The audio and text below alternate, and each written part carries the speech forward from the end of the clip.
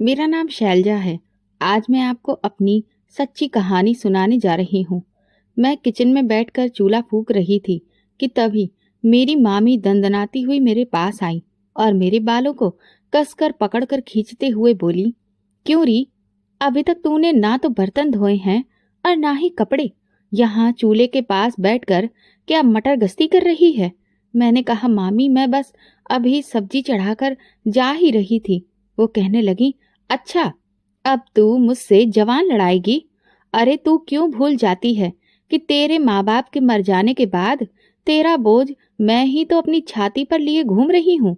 लेकिन तू तो इतनी नाशुक्री है कि जरा सा भी हमारा एहसान नहीं मानती, उल्टा काम करने में मक्कारी दिखाती है।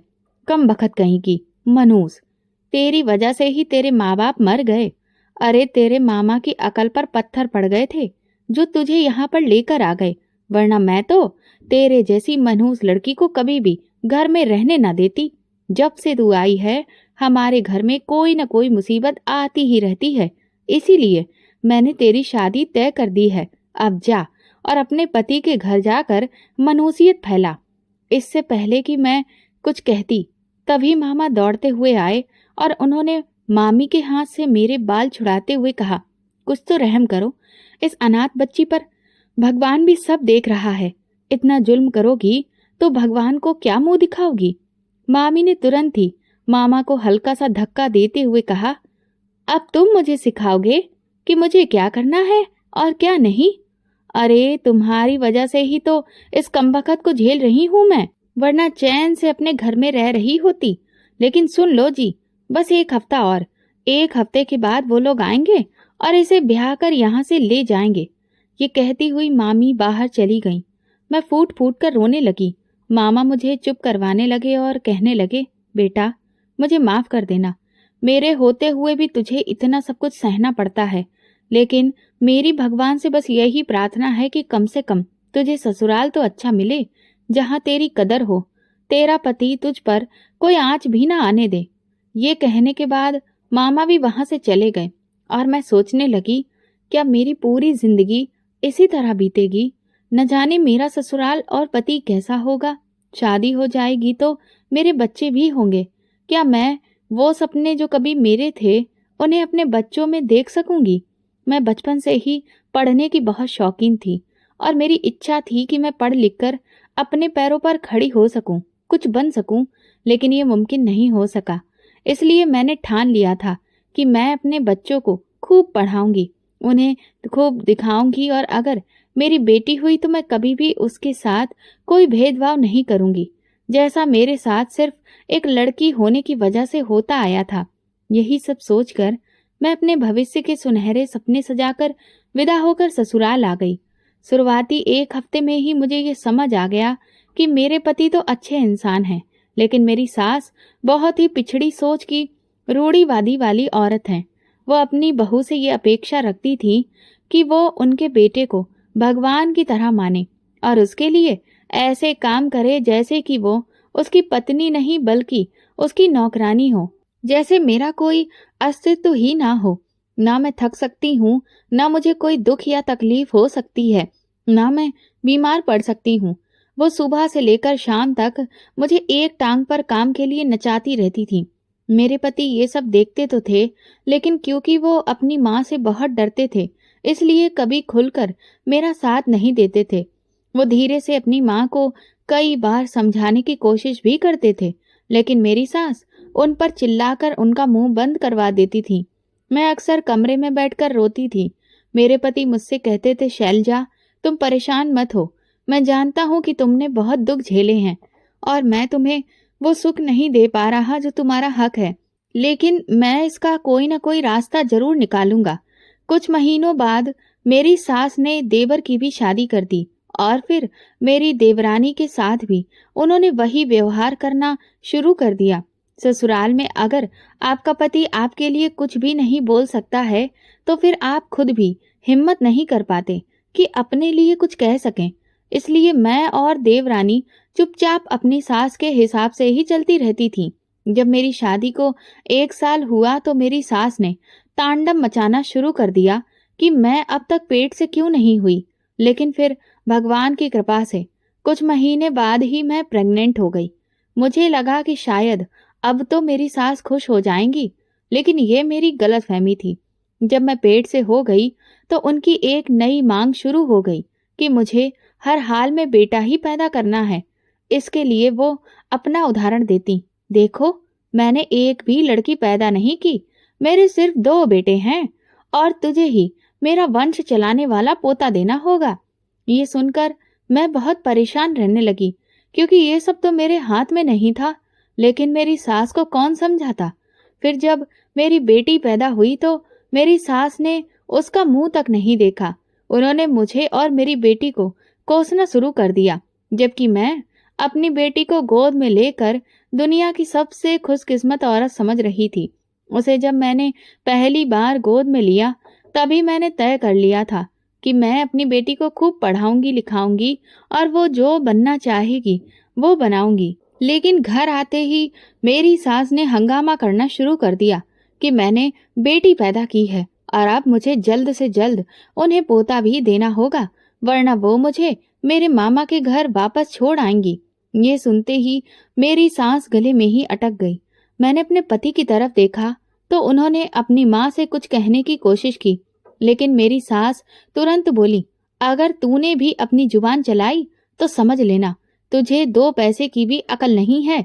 अरे अगर तेरा वंश चलाने वाला इस दुनिया में नहीं आएगा तो लोग तुझ पर थूकेंगे, तेरा मजाक उड़ाएंगे, फिर तू समाज में कैसे रह पाएगा। लोग तुझे गिरी हुई नजर से देखने लगेंगे। तुझे ये नहीं दिखता कि तेरी माँ ये सब कुछ तेरी भलाई के लिए ही कर रही है। ये सब सुनकर मेरे पति चुप हो गए। मेरी बेटी के जन्म पर जुल्म सिर्फ मुझ पर नहीं हो रहा था, बल्कि मेरी देवरानी पर भी अब बहुत दबाव बढ़ चुका था कि उसे हर हाल में बेटा ही पैदा करना होगा। जब वो गर्भवती हुई तो बेचारी बहुत घबराई रहती थी, क्योंकि उसने देख लिया था कि बेटी पैदा करने का अंजाम मुझे क्या मिल रहा है। मेरी सास अब मुझे एक पल भी सुकून से नहीं जीने देती थी। मैं अपनी बच्ची को चैन से दूध भी नहीं पिला सकती थी। वो हर वक्त मेरे सिर पर खड़ी होकर तांडव मचाती रहती थी।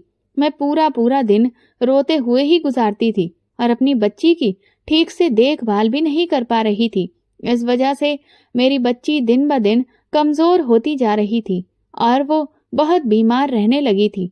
एक माँ अपने बच्चे पर कोई मुसीबत नहीं झेल सकती, इसलिए मैंने अपने पति से साफ कहा कि अगर आपने इस समस्या का कोई हल नहीं निकाला तो मैं अपनी बच्ची को लेकर कहीं भी चली जाऊंगी। ये सुनकर मेरे पति गहरी सोच में पड़ गए। मैं जानती थी कि इसमें उनकी कोई सी गलती नहीं है, लेकिन अब जो परिस्थितियां थीं उनमें मैं और क्या कर सकती थी। मैं अपनी बच्ची को कष्ट में छोड़ नहीं सकती थी। धीरे धीरे वक्त गुजरा और मेरी देवरानी को प्रसव पीड़ा शुरू हो गई। उधर मेरी सास ने पहले से ही उसे धमकाना शुरू कर दिया था कि अगर उसने बेटी पैदा की तो उसका क्या हाल होगा। वो बेचारी वैसे ही दर्द से जूझ रही थी और ऊपर से मेरी सास उसका बीपी और बढ़ा रही थी। ये देखकर मुझे अपनी सास पर बहुत गुस्सा आया, लेकिन मैं मजबूरी में चुप रही। खैर, देवरानी पर भगवान की कृपा रही और उसने बेटे को जन्म दिया। अब तो मेरी सास की खुशी का कोई ठिकाना नहीं था। मैं भी देवरानी के बेटे के जन्म पर खुश थी, लेकिन अब मेरी सास मेरी बेटी को लेकर दिन रात ताने देने लगी थी। मुझे समझ में नहीं आता था कि मैं इन सब का सामना कैसे करूं। मेरी मासूम बच्ची को तो ये भी नहीं पता था कि उसकी क्या गलती है। धीरे धीरे जैसे जैसे वो बड़ी हुई, वो कई बार मेरे लाख मना करने के बावजूद भी अपनी दादी के पास चली जाती थी और दादी दादी कहती थी। शायद इसी वजह से या जो भी कारण रहा हो, मेरी सास का थोड़ा बहुत दिल पिघला और उन्होंने मेरी बच्ची को अपनाना शुरू कर दिया। ये देखकर मुझे बहुत सुकून मिला, लेकिन इसका मतलब ये नहीं था कि बेटा और बेटी का भेदभाव उनके मन से खत्म हो गया था। जो सुविधाएं, खाना पीना देवरानी के बेटे को मिलता था, वो मेरी बेटी को कभी नसीब नहीं होता था और ये सब अब मुझसे बर्दाश्त नहीं हो रहा था। फिर जब मेरी बेटी के स्कूल में दाखिले की बात आई तो सास ने साफ इनकार कर दिया। उनका कहना था कि बेटियों को पढ़ाने लिखाने की कोई जरूरत नहीं होती, उन्हें तो शादी करके चूल्हा चौका ही संभालना होता है। तो फिर बेवजह उन पर पैसा क्यों खर्च किया जाए। बल्कि अब तो वो मुझ पर दबाव डालने लगी कि मुझे जल्द से जल्द बेटा पैदा करके देना होगा।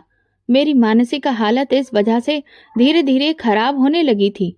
जब मेरे पति ने ये सब देखा तो उन्होंने शहर के एक कारखाने में नौकरी ढूंढ ली। जिस दिन उन्होंने मुझे ये खबर दी कि हम अब शहर जा रहे हैं, सच कहूं तो ऐसा लगा कि जैसे किसी भारी बोझ से मुझे मुक्ति मिल गई हो। 3 दिन बाद ही हम तीनों अपना सामान लेकर शहर की ओर रवाना हो गए।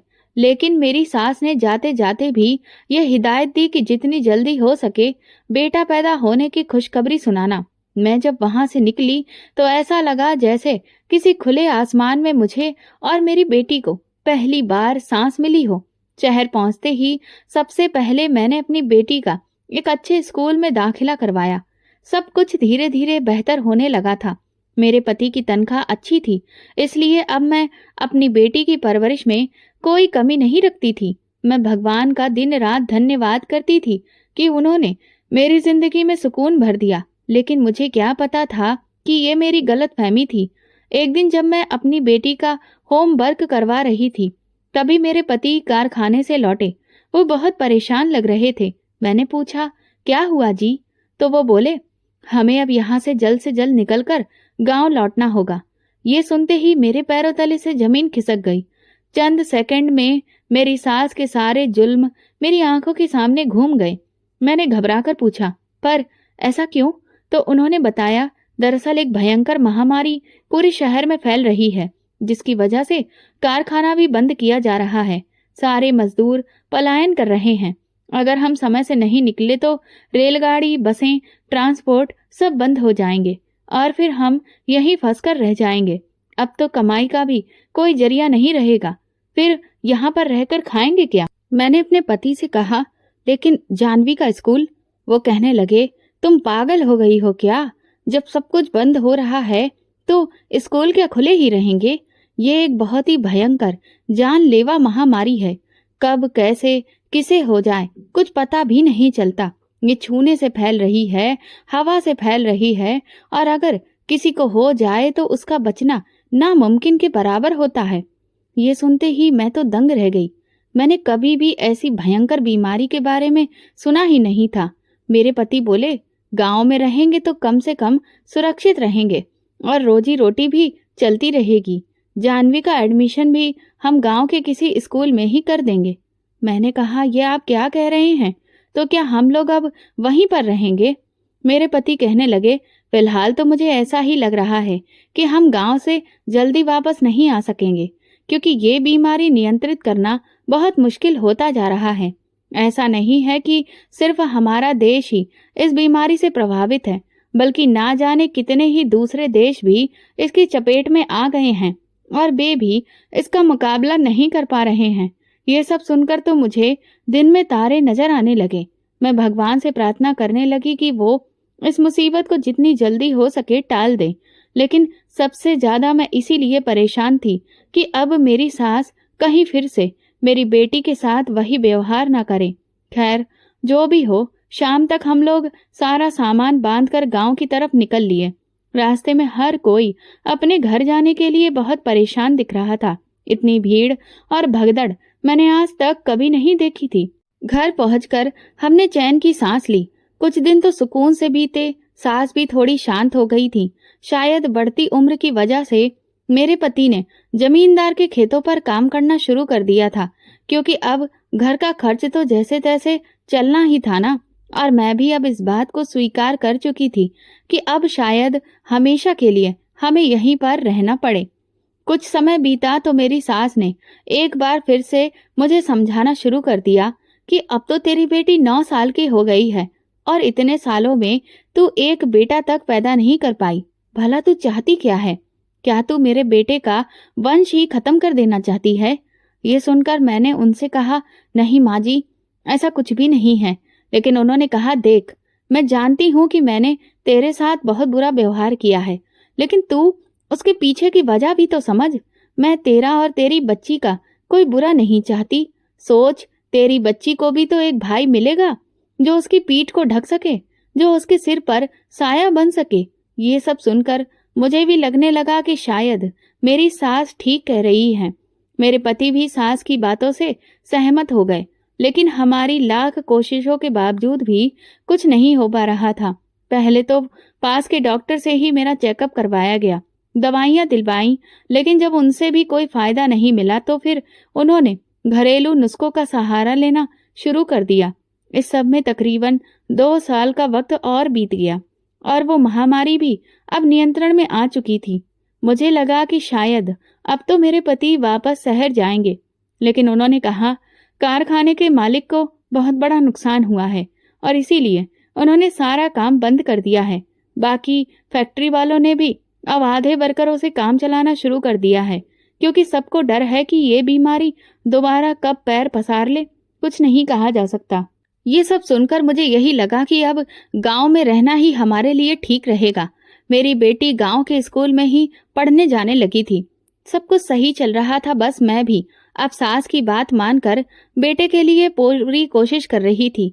जो भी पूजा पाठ, व्रत, उपवास, तावीज, धागे, सास जो भी कहती मैं चुपचाप करती रही। एक दिन जब मैं अपनी सास के साथ गांव वाले मंदिर जा रही थी तो रास्ते में गांव की एक औरत मिली। उसने सास को मिठाई खिलाते हुए कहा, मेरी बहू के 4 बेटियों के बाद बेटा हुआ है। ये सुनकर मेरी सास बहुत खुश हुई और पूछने लगी, ये चमत्कार कैसे हुआ? उस औरत ने कहा, अरे तुम्हें नहीं पता, जब से हम पहाड़ी वाले बाबा से मिले हैं हमारे घर में तो भगवान की रहमत ही बरस रही है। उन्हीं के आशीर्वाद से मेरी बहू को बेटा हुआ है, वरना हम तो सालों से बेटे के लिए तरस रहे थे। और सिर्फ मेरी बहू ही नहीं, गांव की न जाने कितनी ही औरतें हैं जो पहाड़ी वाले बाबा के आशीर्वाद से बेटे की माँ बनी हैं। ये सुनते ही मेरी सास की आंखों में चमक आ गई। वो कहने लगी, ये पहाड़ी वाले बाबा कहाँ मिलते हैं? उस औरत ने बाबा का पता बता दिया। सास कहने लगी, अब तो मैं अपनी बहू को भी उनके पास ले जाऊंगी। अगले ही दिन हम पहाड़ी वाले बाबा के सामने बैठे थे। उन्होंने काफी देर तक मुझे ध्यान से देखा। न जाने क्यों मुझे उनकी नजरें बिल्कुल ठीक नहीं लगी, लेकिन भला मैं अपनी सास से क्या कहती? बाबा ने कहा, सबसे पहले हमें तुम्हारे घर आकर पूजा करनी होगी और तुम्हारी बहू को शुद्ध करना पड़ेगा, तभी तुम पोते का मुंह देख पाओगी। ये सुनकर मेरी सास बहुत खुश हो गई। अगले ही दिन बाबा अपने चेले चपाटों के साथ हमारे घर आ गए। सास ने पूजा की सारी तैयारियां कर ली थी। उस वक्त घर में सिर्फ मैं, मेरी देवरानी और सास ही थी। मेरी बेटी स्कूल गई थी और मर्द लोग काम पर। पूजा संपन्न होने के बाद बाबा ने कहा, अब आपकी बहू का शुद्धिकरण करना होगा और इसके लिए एकांत जगह चाहिए। बाबा जैसा जैसा कह रहा था हम सब चुपचाप वैसे ही कर रहे थे। बाबा मुझे मेरे कमरे में लेकर गया। पहले तो सब कुछ ठीक लगा, लेकिन जैसे ही उसने कमरे का दरवाजा बंद किया मैं डर गई। मैं कहने लगी, आप दरवाजा क्यों बंद कर रहे हैं? वो बोला, ताकि शुद्धिकरण में कोई रुकावट ना आए। ये कहकर वो धीरे धीरे मेरे करीब आने लगा, इतना करीब जो किसी भी औरत की सीमा से बाहर था। मैंने पहले उसे समझाने की कोशिश की कि मुझसे दूर रहें, लेकिन वो शैतानों की तरह हंसने लगा और बोला, चुपचाप जैसा कह रहा हूँ वैसा करो। तुम्हें बेटा चाहिए है ना? मैंने कहा, हाँ बेटा चाहिए है, लेकिन इसका मतलब ये नहीं कि मैं कुछ भी सहती रहूं। वो बोला, अगर तुमने मेरी बात नहीं मानी तो मैं अभी तुम्हारी सास से शिकायत कर दूंगा। यह सुनकर मैं थोड़ा डर गई और चुप हो गई, लेकिन फिर जो हरकत उसने की उसने मेरी आत्मा तक को झकझोर दिया। मैंने उसे झटका देकर दूर फेंका। वो बुरी तरह से बौखला गया और गुस्से में बोला, तेरी इतनी हिम्मत, तूने मेरा अपमान किया।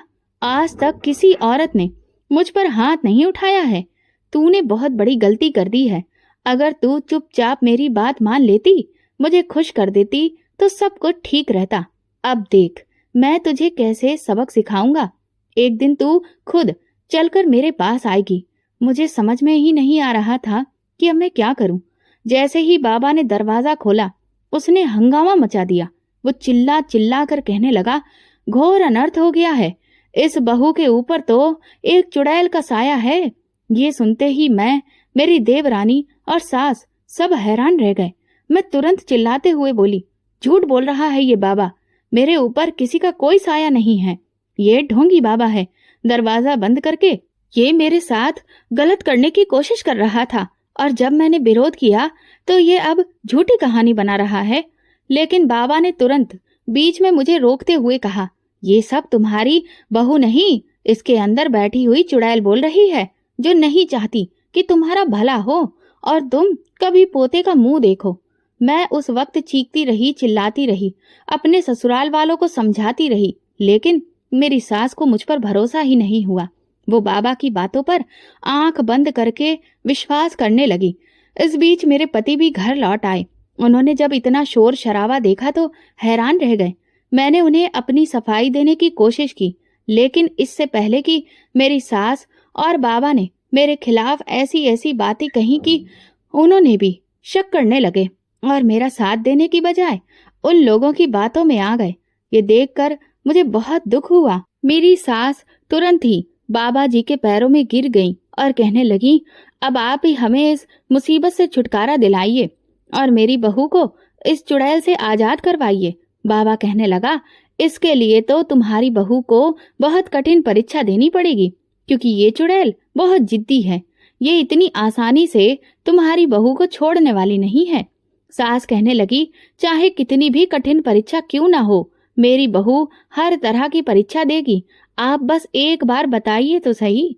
बाबा ने कहा, ठीक है, परसों के दिन तुम लोग बड़े पेड़ वाले चौक पर आ जाना, वहां मैं पहले से ही सारी चीजों का इंतजाम करके रखूंगा। ये कहकर वो बाबा वहां से चला गया। मैं उसकी बात सुनकर बहुत डर गई थी। न जाने वो बाबा मुझे क्या करवाने वाला था। इतना तो समझ में आ गया था कि वो मुझसे बदला लेने के लिए और सबक सिखाने के लिए किसी भी हद तक जा सकता था। मैंने अपनी सास और पति से कहा कि मैं वहां हरगिज नहीं जाऊंगी, तो वो लोग कहने लगे, हमें अच्छे से पता है कि तुम वहां क्यों नहीं जाओगी, क्योंकि ये तुम नहीं, वो चुड़ैल बोल रही है, जो हमारे घर पर बुरी नजर गड़ा कर बैठी है। लेकिन तुम जाओगी कैसे नहीं, हम तुम्हें वहां पर जरूर लेकर जाएंगे। 2 दिन मेरे रो रो कर ही गुजरे। मेरी बेटी भी बहुत परेशान थी कि मैं इतना क्यों रो रही हूँ, लेकिन मैं भला उस बच्ची से क्या कहती कि मेरे साथ क्या होने वाला है। 2 दिन के बाद जब जाने का समय आया तो मैं एक बार फिर से अपनी सास को समझाने लगी। मैंने उनके पैर पकड़कर भीख मांगी कि आप मुझ पर रहम करिए, मैं वहां नहीं जाऊंगी। लेकिन मेरी सास ने मेरी एक भी नहीं सुनी। यहाँ तक कि मेरे पति ने मुझे धमकी दी कि अगर मैंने उनकी बात नहीं मानी तो वो मुझे तलाक दे देंगे। ये सुनते ही मेरी सारी हिम्मत जवाब दे गई और मैं चुपचाप उनके साथ चली गई। जब मैं वहां पहुंची तो वहां का नजारा देखकर दंग रह गई, क्योंकि सामने ही जलते हुए अंगारों का रास्ता बनाया हुआ मुझे दिखाई दिया। मैं समझ गई थी कि अब मेरे साथ यहाँ पर क्या होने वाला है। जब मैंने एक नजर बाबा के ऊपर डाली तो उसने तिरछी मुस्कान देते हुए मुझे देखा। उसकी आंखों में साफ नजर आ रहा था कि वो अब मुझे इतनी भयंकर तकलीफ देने वाला है जिसकी कोई इंतहा नहीं। इससे पहले कि मैं कुछ कह पाती, बाबा ने मेरी सास से कहा, तुम्हारी बहू के इलाज के लिए यही सबसे बेहतरीन प्रक्रिया है, इसलिए अपनी बहू को इस जलते हुए कोयले पर चलने के लिए कहो। ये सुनते ही मैं जोर जोर से रोने लगी और उन लोगों से भीख मांगने लगी, लेकिन उनमें से कोई भी मेरी बात सुनने को तैयार नहीं था। मेरे पति को हालांकि मुझ पर थोड़ा तरस आया और वो बाबा से कहने लगा, क्या कोई दूसरा रास्ता नहीं है जिससे मेरी पत्नी का इलाज हो सके, क्योंकि इससे तो उसे बहुत तकलीफ होगी। लेकिन वो बाबा तो मुझसे बदला लेने पर तुला हुआ था, इसीलिए उसने साफ इनकार कर दिया। साथ ही उसने ये भी कहा कि अगर आज ये प्रक्रिया पूरी नहीं हुई तो तुम्हारे पूरे परिवार पर कोई भयानक विपदा आ जाएगी। हो सकता है कि परिवार में से किसी की जान भी चली जाए। ये सुनते ही मेरे पति भी पीछे हट गए और फिर मजबूरन मुझे उस बाबा की बात माननी पड़ी और उन जलते हुए कोयलों पर चलना पड़ा। कोयले पर चलने की वजह से मेरे पांव बहुत बुरी तरह से जल गए थे और मुझे चक्कर आने लगा। मैं आधी खुली आंखों से देख रही थी कि वो बाबा बहुत खुश हो रहा था। इसके बाद मुझे जैसे तैसे उठाकर घर लाया गया। मेरी सांसें बुरी तरह से फूली हुई थीं। बाबा कहने लगा, अब बेटा पैदा हो, इससे जुड़ी हुई प्रक्रिया को पूरा करने के लिए तुम्हें अपनी बहू को मेरे आश्रम में लेकर आना पड़ेगा। जिसके लिए मेरी सास और पति दोनों तैयार हो गए। फिर मेरा शुद्धिकरण एक बार फिर से करने के नाम पर बाबा ने सबको कमरे से बाहर निकाल दिया और मेरे पास आकर बैठ गया। धीरे से मेरे कान में बोला, देख मेरे खिलाफ जाने का नतीजा। ये कहते हुए वो जोर जोर से हंसने लगा और बोला, अब मेरी बात कान खोलकर सुन ले। अब तुझे मेरे आश्रम आना होगा और जो मैं चाहता हूँ वैसा ही करना होगा। अगर अब तूने मेरी बात मानने से मना किया तो समझ ले कि इस बार निशाना तू नहीं तेरी बेटी होगी। ये सुनते ही मेरे रोंगटे खड़े हो गए। वो बाबा इतना नीच इंसान था कि अपनी मनमानी के लिए किसी भी हद तक गिर सकता था, लेकिन मैंने ये कभी नहीं सोचा था कि उसकी गंदी नजर मेरी बेटी पर भी होगी। वो कहने लगा, तू सोच ले, अगर इस बार तूने इनकार किया तो सजा तेरी बेटी को मिलेगी। फिर वो मीठी मीठी बातें करते हुए ढोंग रचाकर बोला, देख मैं भी तेरे जैसी खूबसूरत औरत को इतना कष्ट नहीं पहुंचाना चाहता, लेकिन तूने ही मुझे मजबूर किया कि मैं तेरे साथ ये सब करूं। अगर तू चुपचाप मेरी बात मान लेती तो इतना सब ड्रामा करने की जरूरत ही क्या थी। अब तो तू समझ ही गई होगी कि तेरी बात पर विश्वास करने वाला कोई नहीं है और मैं जो कह दूंगा वही सबके लिए पत्थर की लकीर है। इसलिए मेरी बात समझ, खुद को और अपनी बच्ची को तकलीफों से बचा और अच्छे से तैयार होकर मेरे आश्रम आ जाना और मुझे खुश कर देना, जिससे तेरा भी भला हो जाएगा और मेरा भी दिल खुश हो जाएगा, समझी। ये कहकर वो वहां से चला गया, लेकिन मेरे आंसू रुकने का नाम नहीं ले रहे थे। मुझे समझ में नहीं आ रहा था कि मैं इस बाबा का असली चेहरा सबके सामने कैसे लाऊं। मेरी बेटी मेरे पास आकर बुरी तरह से रोने लगी। वो कहने लगी, माँ ये आपको क्या हो गया है? सब लोग आपको इतनी तकलीफ क्यों दे रहे हैं? मैंने जानवी से कहा, तू चिंता मत कर बेटा, तेरी माँ सब कुछ धीरे धीरे ठीक कर लेगी। 2 दिन के बाद मेरे ससुराल वाले मुझे उस बाबा के आश्रम में ले जाने की तैयारी करने लगे, लेकिन मैंने साफ इनकार कर दिया कि मैं वहां बिल्कुल नहीं जाऊंगी, चाहे कुछ भी हो जाए। मेरी सास मुझ पर बुरी तरह से भड़क उठी और कहने लगी, तू क्यों हमारे परिवार की मुसीबतें बढ़ा रही है? वो बाबा बहुत ही चमत्कारी इंसान है, तुझे आखिर दिक्कत क्या है? लगता है तेरे अंदर की चुड़ैल अभी भी नहीं गई है, जो तुझे ये सब करने से रोक रही है। मैंने कहा, माँ जी आपकी आंखों पर अंधविश्वास की पट्टी बंधी हुई है। इस तरह से कभी किसी के बेटे पैदा नहीं होते हैं, लेकिन आपको तो कुछ समझ में ही नहीं आता। वो बाबा सिर्फ मेरी इज्जत के पीछे पड़ा है, इसके अलावा और कुछ नहीं। और ना जाने अब तक कितनी औरतों की जिंदगियां वो बर्बाद कर चुका है, सिर्फ आप जैसे लोगों की सोच की वजह से। ये सुनते ही मेरी सास और भी ज्यादा भड़क उठी, कहने लगी, तेरी इतनी हिम्मत कि तू मुझसे इस तरह बात कर रही है? आज तक तूने एक शब्द नहीं कहा और अब तू मुझे जवाब दे रही है। उस दिन मेरे सब्र की हदें पार हो चुकी थी। मैं अपने दिल की सारी भड़ास निकाल बैठी, लेकिन जब देखा कि उन्हें अभी भी मेरी बातों का कोई असर नहीं हुआ तो चुपचाप अपने कमरे में लौट आई। शाम को बाहर निकली तो देखा कि मेरी बेटी जानवी उनसे खाना मांग रही थी, लेकिन वो उसे खाना ही नहीं दे रही थी। मैं तुरंत किचन में गई, खाना परोसा और जानवी को देने गई, लेकिन जैसे ही मैंने थाली उसके हाथ में दी, उन्होंने थाली मेरे हाथ से छीन ली और कहा, जब तक तू हमारी बात नहीं मानेगी तेरी बेटी भी भूखी प्यासी रहेगी। देखती हूँ कब तेरी अकड़ ढीली होती है। ये कहते हुए मेरी सास जानवी को पकड़कर कमरे में ले गई और उसे बंद कर दिया। वो बेचारी बुरी तरह से रो रही थी, माँ माँ कहकर पुकार रही थी। मैंने हाथ जोड़कर कहा, माँ जी इतनी कठोर मत बनिए, एक छोटी सी बच्ची को अपनी जिद के लिए भूखा रखना ठीक नहीं। लेकिन मेरी सास पर इसका कोई असर नहीं हुआ। उन्होंने जानवी के कमरे के बाहर ताला लगा दिया और खुद बाहर चली गईं।